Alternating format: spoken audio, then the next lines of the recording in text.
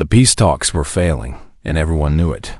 Marcus Chun sat in the cold metal chair, listening to the voices around the table grow more angry with each passing hour. He could not see their faces, but he did not need to. The way Admiral Burke's voice got higher when he was stressed told Marcus everything. The slight tremor in Ambassador Williams' words showed her fear, and the alien voices on the other side of the table carried sounds that Marcus had learned to read during 3 years of war. The Zephyrians were getting ready to leave. Marcus had lost his sight in the last battle of the war. A Zephyrian energy weapon had exploded too close to his position while he was saving his squad. The doctor said his eyes could not be fixed. But in the months since then, Marcus had learned to hear things others missed. Small sounds, changes in breathing, the way people moved their feet when they were lying. Right now, the Zephyrian leader was tapping his fingers in a pattern that meant he was done with talking. The human offer is not good enough, the alien voice said through the translator device. The words came out flat and cold, but Marcus could hear the real voice underneath. There was something else there, something that sounded almost like relief. Marcus frowned. Why would the Zephyrians sound relieved about the talks failing? Admiral Burke slammed his hand on the table. We've given you everything you asked for. Territory, trade rights, war reparations. What more do you want? Respect, came the reply. Your people show no respect for our ways. Ambassador Williams leaned forward. Marcus heard her chair creak. Please, help us understand. What would show respect? There was a long silence. Marcus counted the seconds. 12, 13, 14.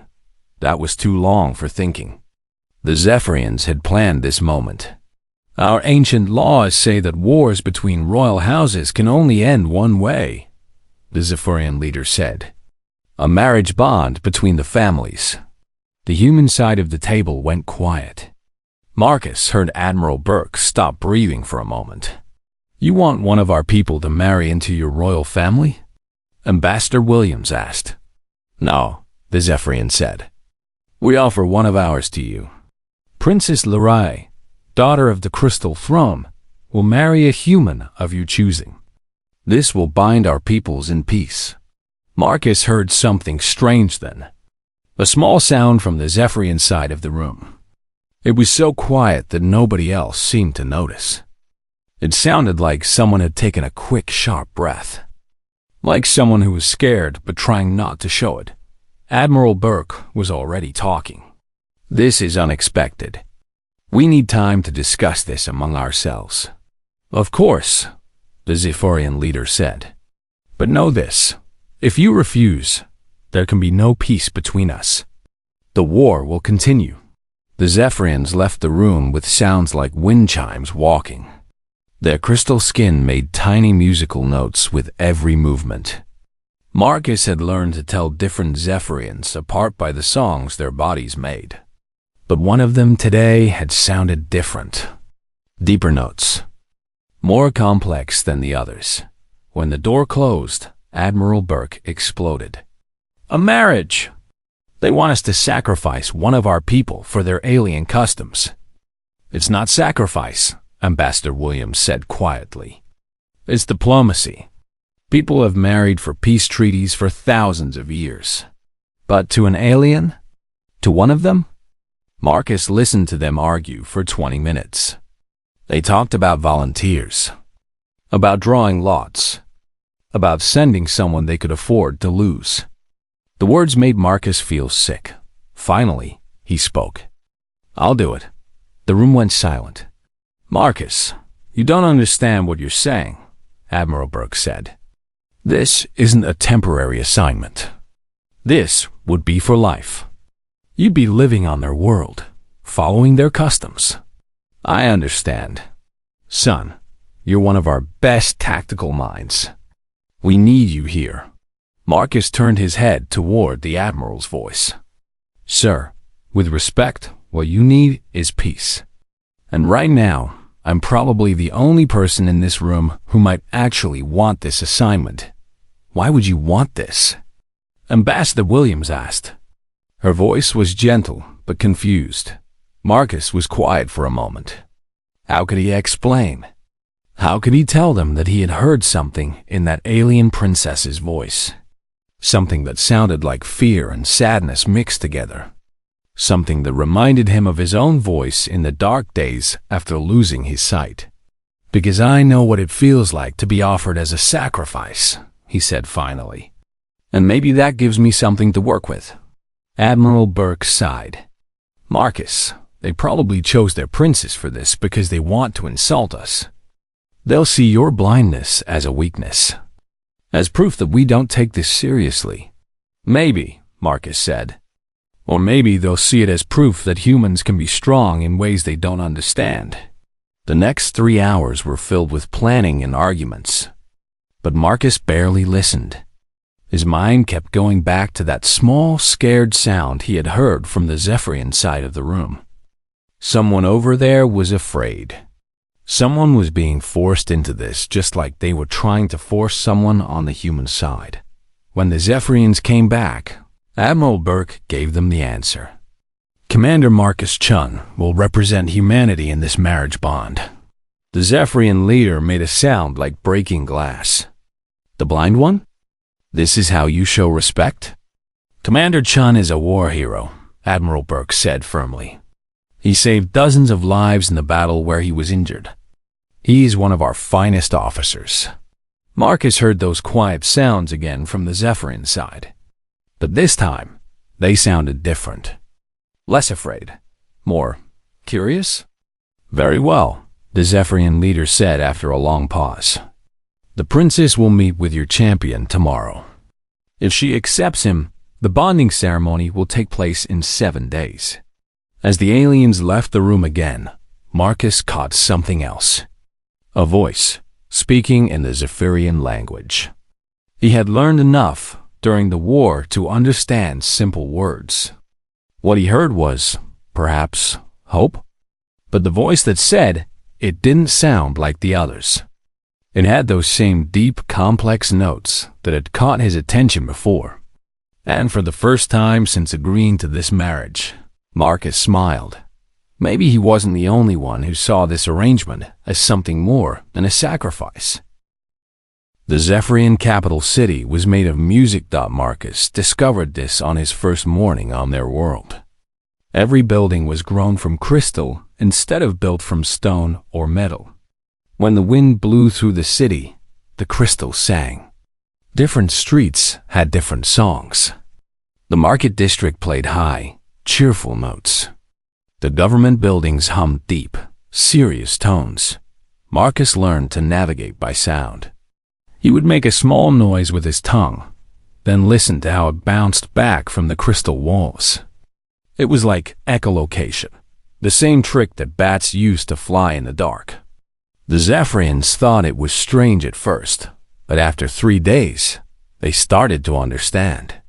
Your human makes sounds like a cave dweller, one of them said to Ambassador Williams. But there was respect in the voice, not mockery. Princess Lorelei was different from what Marcus had expected. He met her on the 2nd day in a crystal garden behind the royal palace. She spoke perfect human language, but her voice was careful and controlled. Every word was chosen precisely, like she was reading from a script. Commander Chun, she said when he was brought to meet her, I am honored to make your acquaintance. Marcus bowed in the human style, since he had not learned the Zephyrian customs yet. Your Highness, thank you for accepting this arrangement. It is my duty, she replied quickly. Too quickly. And there was something else in her voice. Something that reminded Marcus of soldiers before a dangerous mission. She was nervous. They walked through the garden together while a translator followed at a distance. Marcus listened to the sounds around him. The princess's footsteps were lighter than other Zephyrians he had met. And when she moved, her crystal skin made different music. Deeper notes. More complex harmonies. Tell me about your world, she said, as they sat on a bench made from a single piece of blue crystal. "What would you like to know?" "Everything," she said, and for the first time, her voice sounded real instead of formal. "I have read reports and seen pictures, but I want to know what it feels like to live there." Marcus smiled. "Wow, Earth is weather that changes. Rain and snow and wind. Here, your weather is always the same. Does the rain make music like our crystals?" "Different music," Marcus said. "Softer. And it smells like growing things." He heard her take a deep breath. "I would like to experience rain." They talked for 2 hours that first day. Marcus told her about Earth's forests and oceans. She told him about the crystal caves under the palace, where her people grew their technology instead of building it. But Marcus noticed things that she probably did not realize he could. Detect that her heartbeat was wrong. Not wrong like sick or injured. Wrong like it did not match the other Zephyrians he had been around. It was faster, but also stronger. And sometimes, when she got excited talking about something, Marcus could swear he heard an echo. Like there was a second heartbeat somewhere inside her, beating in a completely different rhythm. The Zephyrians around the palace made small tinkling sounds when they moved, like tiny bells. But Princess Lurley sounded more like wind chimes in a storm. Bigger, deeper, more complex. Marcus said nothing about these observations. He stored them away and kept listening. On the third day, she showed him how to eat Zephyrian food. Their meals were strange, crystals that dissolved on the tongue and tasted like different earth spices. Some tasted like cinnamon, others like fresh bread or roasted meat, even though they were all made from the same crystal base. "How does this work?"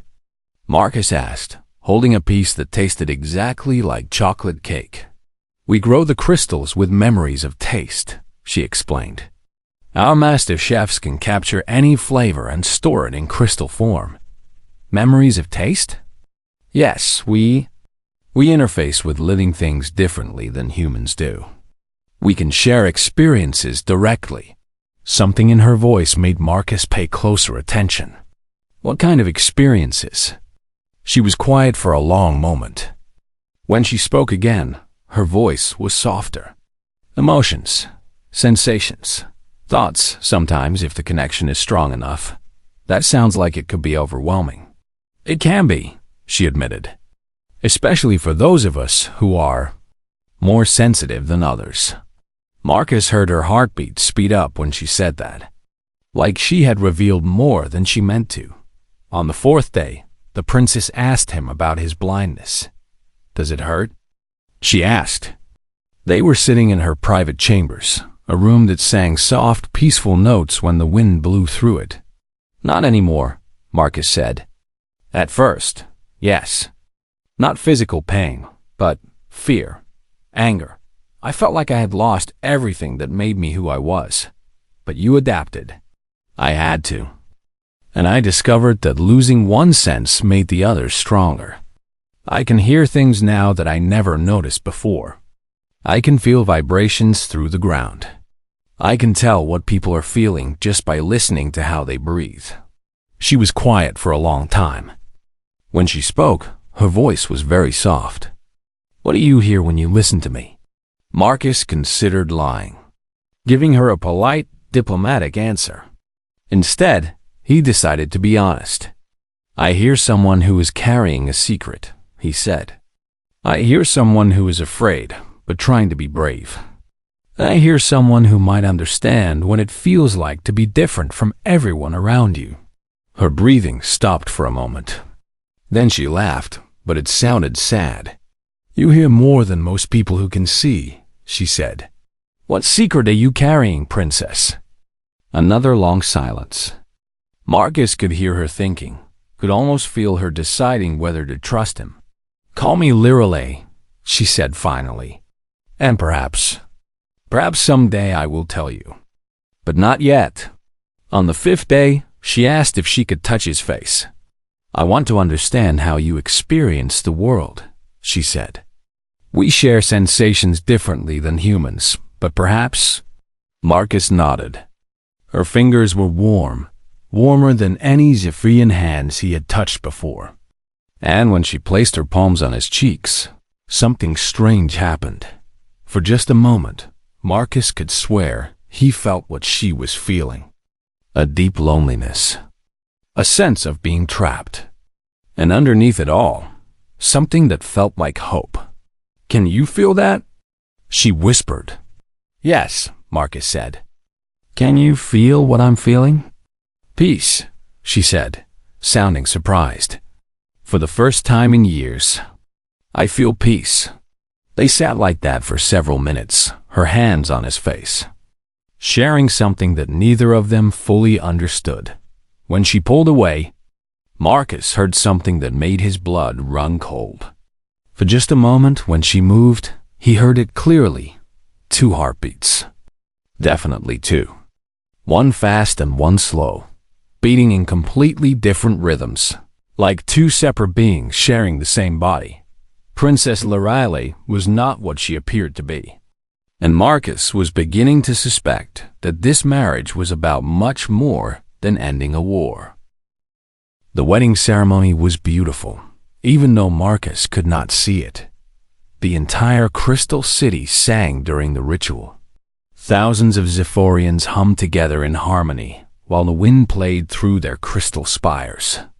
Marcus stood in the center of it all, listening to a sound like nothing he had ever experienced on Earth. Princess Lorelei's hand trembled when she took his during the ceremony. Her voice shook slightly when she spoke the marriage vows in both languages. But Marcus also heard something else, underneath her nervous breathing. That strange double heartbeat was stronger than ever. The Zephyrian marriage customs required the couple to share a crystal that would bond their life forces together. When Lorelei placed the smooth, warm stone in Marcus's hand, he felt a shock of sensation run up his arm. For a brief moment, he experienced something impossible.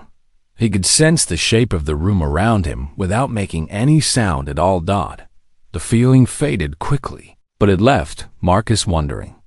The crystal was supposed to be symbolic, but what he had felt was real. After hours of ceremony and celebration, they were finally alone in the royal chambers. Marcus sat on the edge of the bed, listening to Lorelei move around the room. She was being very quiet, but he could track her by the soft sounds her feet made on the crystal floor and the deeper musical notes her body created. "Are you afraid?" she asked suddenly. Her voice came from across the room near the window. "Of you?" "No," Marcus said honestly. "Of this situation?" "A little. You should be afraid of me," she said so quietly he almost missed it. Marcus turned his head toward her voice. "Why would you say that?" "Because everything you think you know about me is a lie." There was pain in her voice now. Real pain, like someone confessing a terrible secret. Marcus heard her move closer to the bed, her footsteps careful and slow. "What kind of lie?" he asked gently. "The kind that could get us both killed if anyone discovers it." She sat down beside him on the bed. Marcus could feel the warmth from her body, but there was something different about it now. The temperature was wrong, warmer than any Zephyrian should be. "Lorelei, whatever you need to tell me, I'm listening." "Close your eyes," she said. Marcus almost laughed. "They already are, in a way." "No, I mean, stop trying to see with your other senses. Just listen. Really listen." Marcus relaxed and let his enhanced hearing take over completely. Immediately, he heard things that shocked him. The double heartbeat was unmistakable now. But it was not 2 hearts in one body. It was 1 heart with 2 completely different chambers, pumping to a rhythm that no Zephyrian could possibly have. Her breathing was wrong too. Too deep, too controlled. Like someone who had been trained to breathe differently than what came naturally. And when she moved, the sounds were all wrong. The musical crystal notes that came from her body were too complex, too layered. They sounded like they were coming from an instrument that was much more sophisticated than Zephyrian crystal skin. "What are you?" Marcus whispered. "Something that is supposed to be extinct," she said. "Something that has been hiding among the Zephyrians for longer than most people have been alive." Marcus heard fabric rustling, and suddenly the crystal music from her body changed completely. The notes became richer, deeper, more complex than anything he had heard before. It was like listening to an entire orchestra instead of a single instrument. "You can touch my face now if you want to understand," she said. "But know that once you do, you will be part of this secret. And there will be no going back." Marcus reached out slowly. His fingers found her cheek, and immediately he knew that everything had changed. Her skin was not crystal at all. It was something else entirely, warm and alive, but with a texture unlike anything he had ever felt. It was smooth, but somehow seemed to pulse with its own internal energy. And underneath it, he could feel structures that were definitely not Zephyrian anatomy. "Your skull is the wrong shape," he said, moving his fingers carefully over her features. "Your bone structure is completely different." "Keep going," she said softly. Marcus's hands found her ears, and he gasped. They were larger than human ears, but shaped in a way that was clearly designed for enhanced hearing. And when he touched them, he felt them move slightly, adjusting to focus on sounds around the room. "You have natural echolocation," he said in amazement. "Among other things," she said. "My people evolved for a world where sight was not the primary sense. We navigate by sound, by vibration, by bioelectric fields that we can detect naturally." Marcus sat back, his mind racing. "What happened to your people?" "We were caught in the middle of an ancient war between the Zephyrians and another species that no longer exists. Our technology was too powerful, too tempting for both sides to leave alone. So we hid. Some of us integrated into Zephyrian society using biocamouflage. Others went to distant worlds. A few stayed on our homeworld and went underground. How many of you are left?" "I do not know," she said sadly. "We scattered so completely that most of us have no contact with the others. For all I know, I might be the only one left in this part of the galaxy." Marcus reached out and found her hand. "What are you called?" "Your species, I mean." "We are the resonance," she said. "We can share thoughts and emotions directly through bioelectric connection. We can interface with living technology in ways that other species cannot. And we can sense things that exist beyond normal perception." "Is that what happened during the ceremony? When you gave me the crystal?" "Yes. For a moment, you experienced the world the way my people do. You felt the shape of the room through bioelectric fields instead of echolocation." Marcus was quiet for a long time, processing everything she had told him. Finally, he spoke. "You said this secret could get us both killed." "Why?" Liralay's grip on his hand tightened. "Because the war between your people and the Zephyrians is not really about territory or resources. It is about resonance technology.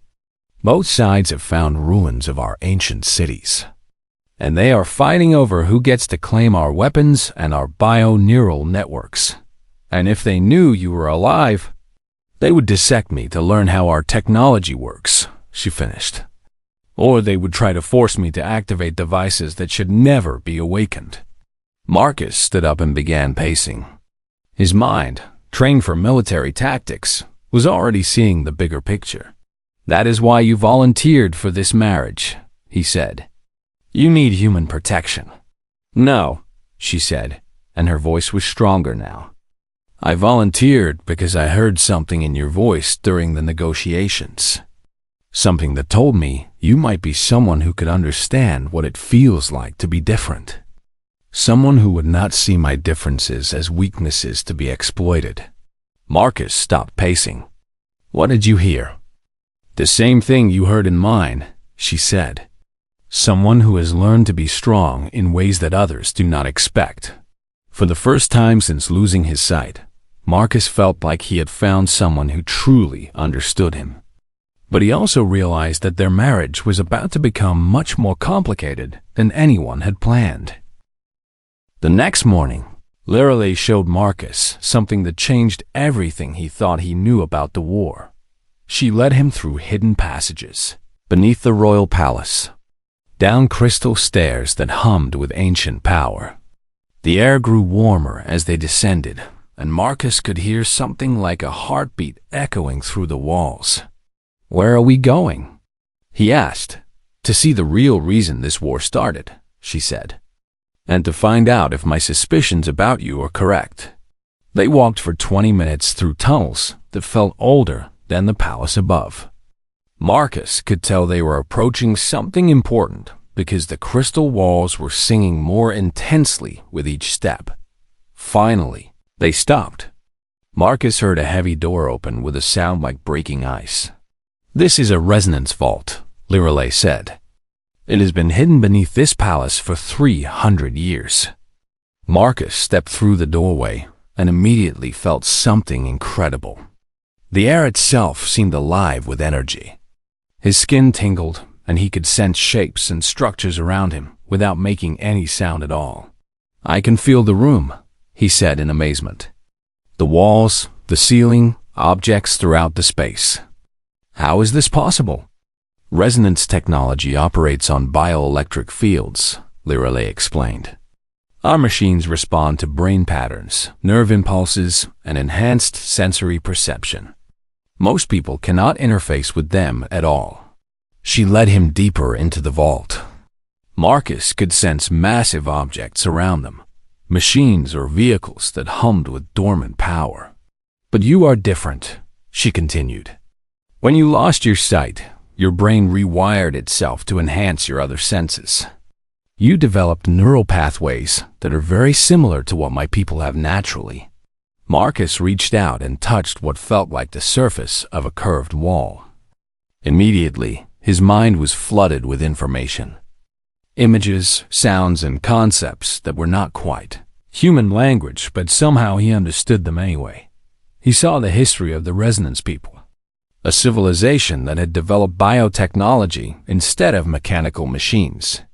Ships that grew like living creatures. Computers that thought like brains. Weapons that could disable enemies without killing them. He saw the Great War that had destroyed them.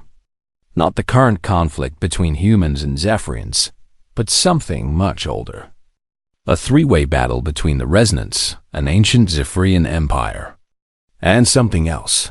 A species so aggressive and destructive that both the Resonance and Zephyrians had been forced to work together to stop them. The Resonance had won that war, but at a terrible cost. Their homeworld was poisoned. Their population was scattered, and their most powerful technologies were hidden away to keep them from being misused. "The ruins that humans and Zephyrians have been fighting over," Marcus said, as the visions faded. "They are not just archaeological sites." "No," Lorelei said.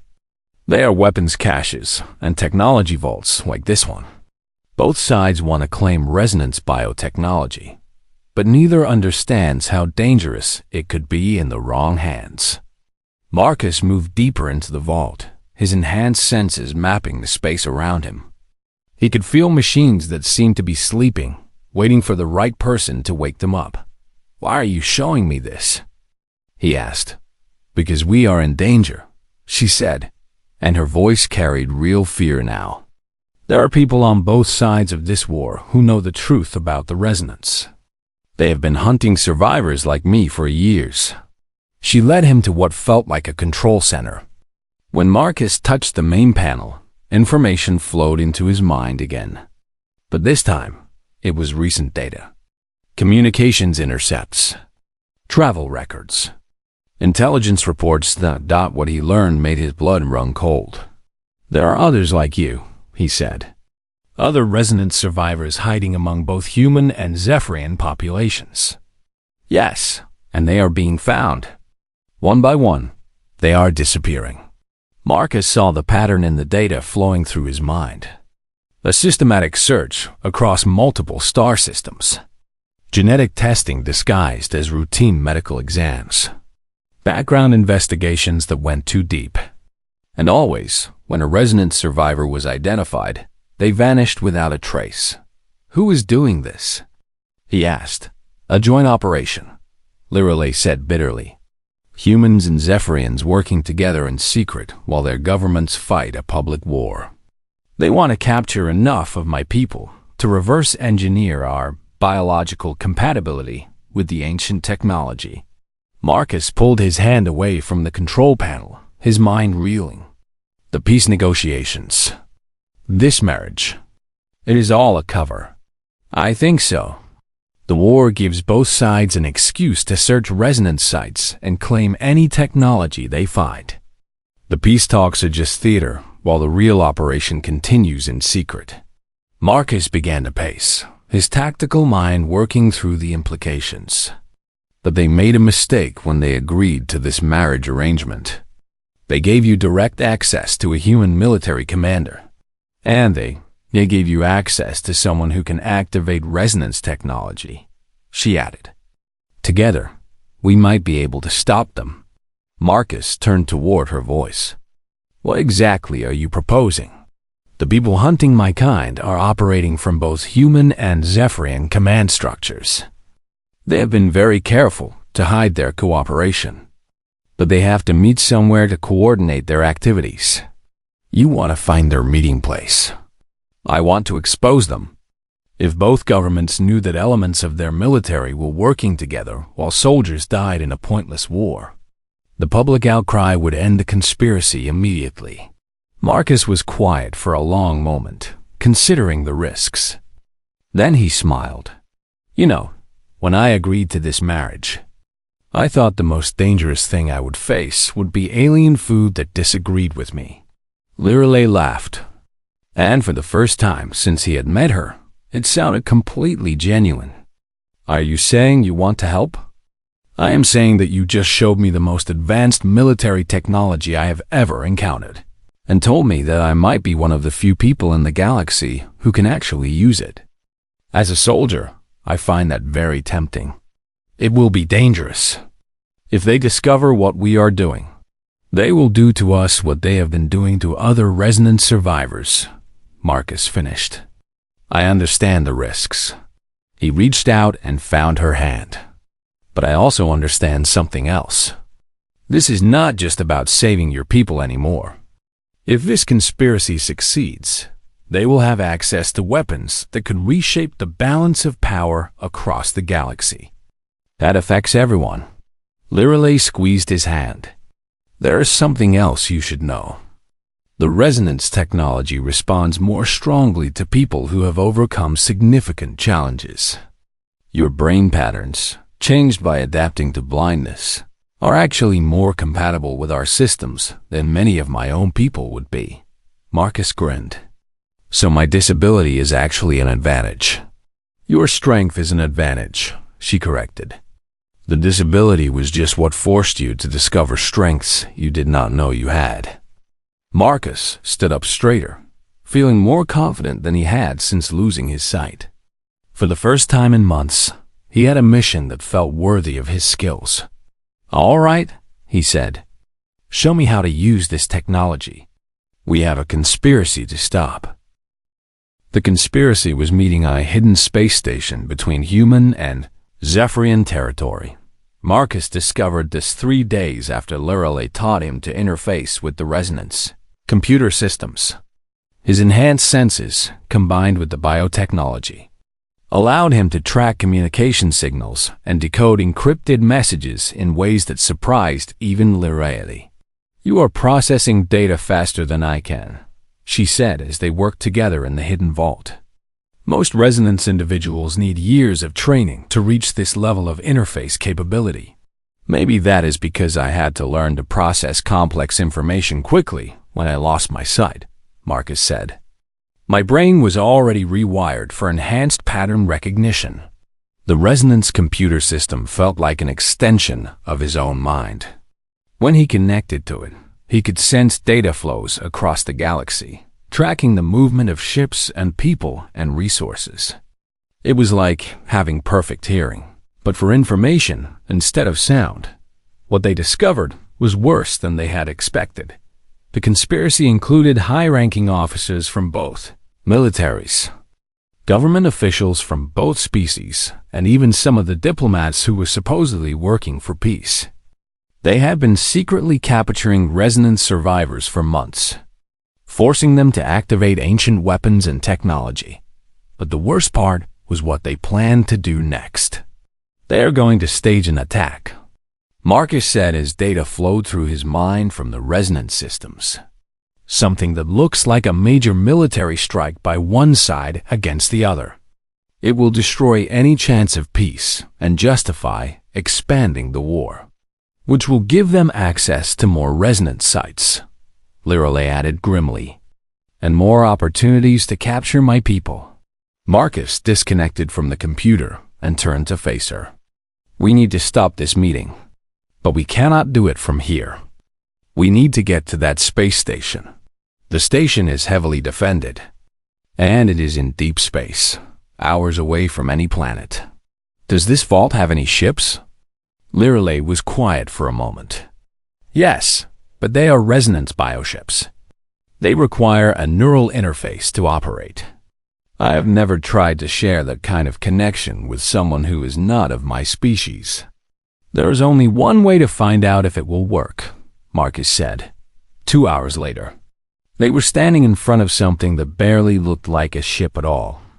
The resonance vessel was organic, curved, and smooth like a living creature.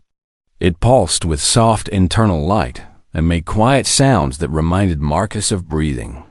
Place your hands here, Lirale said, guiding his fingers to what felt like a control panel made of warm, living tissue. And here, she added, placing his other hand on a similar surface. When Marcus touched both panels, the ship came alive around them. His consciousness expanded suddenly, flowing through the vessel's bioneural network. He could feel every part of the ship, the engines that worked like muscles, the sensors that functioned like enhanced senses, the navigation systems that thought like a brain.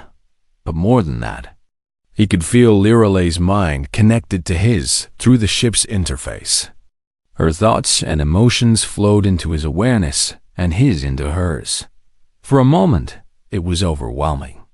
But then Marcus realized that this was not so different from the enhanced perception he had developed after losing his sight. He was just processing more information through more channels. Can you handle this? Lirale asked, her voice coming both from beside him and from inside his mind. Yes, Marcus said, and he meant it. Show me how to fly this thing. The bioship responded to thought and intention rather than manual controls.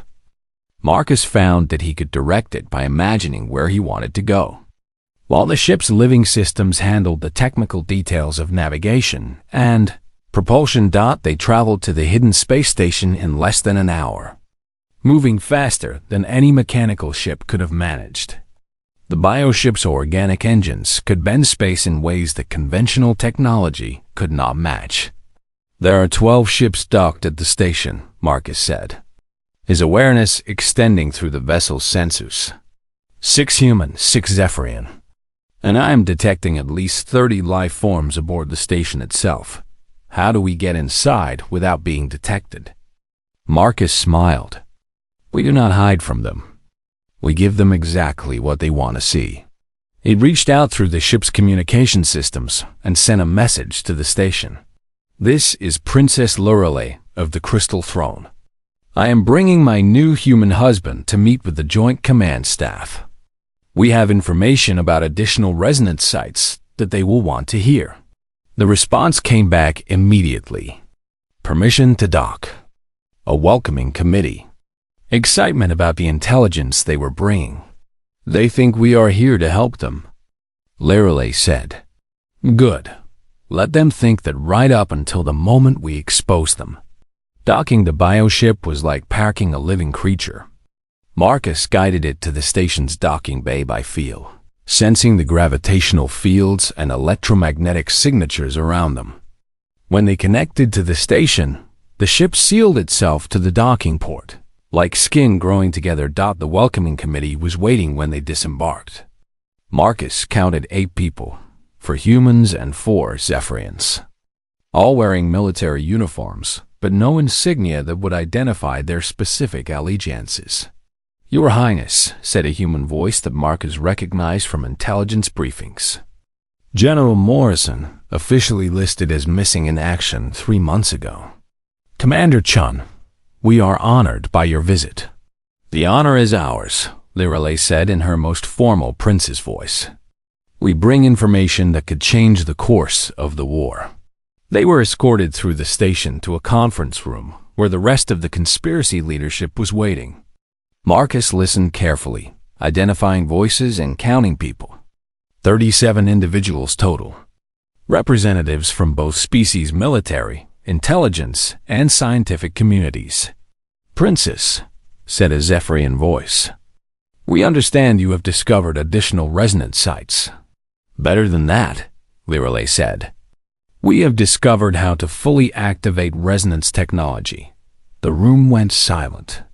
"That is impossible," said another human voice. "Our scientists have been studying the artifacts for months. The bioneural interfaces require genetic compatibility that we do not possess." Marcus stepped forward. "Unless you have someone whose neural patterns have been modified through adaptation to sensory enhancement," he said. He reached out to the nearest resonance artifact in the room, a small control device that the conspiracy had obviously stolen from one of their captured sites. When he touched it, the device lit up with power for the first time in centuries. "Incredible," whispered General Morrison. "Commander, you could be the key to unlocking their entire technological base." "Yes," Marcus said. "I could be." And then he activated every recording device, every communication system, and every data storage unit on the space station simultaneously. The resonance technology responded to his neural commands, broadcasting everything, all the conspiracy's plans, all the evidence of their illegal cooperation, all the details of their systematic hunting of resonance survivors, to every military command center, government building, and news organization in both human and Zephyrian space. The room erupted in shouting and confusion as the conspirators realized what had happened. "You have just ended your war," Marcus announced calmly. "Both of your governments now know that elements of their own militaries have been working together while soldiers died for nothing.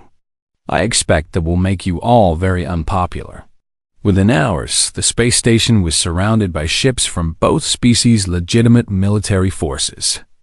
The conspiracy members were arrested. The war was officially ended, and the first tri-species peace treaty in galactic history was being negotiated. Marcus and Lirale returned to the Zephyrian homeworld as heroes rather than political pawns. Their marriage, which had begun as diplomatic necessity, had become a true partnership built on trust and shared purpose. "What happens now?" Marcus asked as they sat in their crystal garden, listening to the city sing around them. "Now we build something new," Lirale said. "A civilization where being different is seen as strength, not weakness. Where technology serves all species instead of being hoarded by a few." Marcus reached out and found her hand. "And what happens to us?" "We become the first human resonance ambassador team," she said with a smile in her voice. "Exploring new worlds, making contact with other species, showing the galaxy that cooperation is stronger than conquest." Marcus grinned. "You know, when I was a soldier, I thought my career was over when I lost my sight. And now? Now, I realize it was just beginning."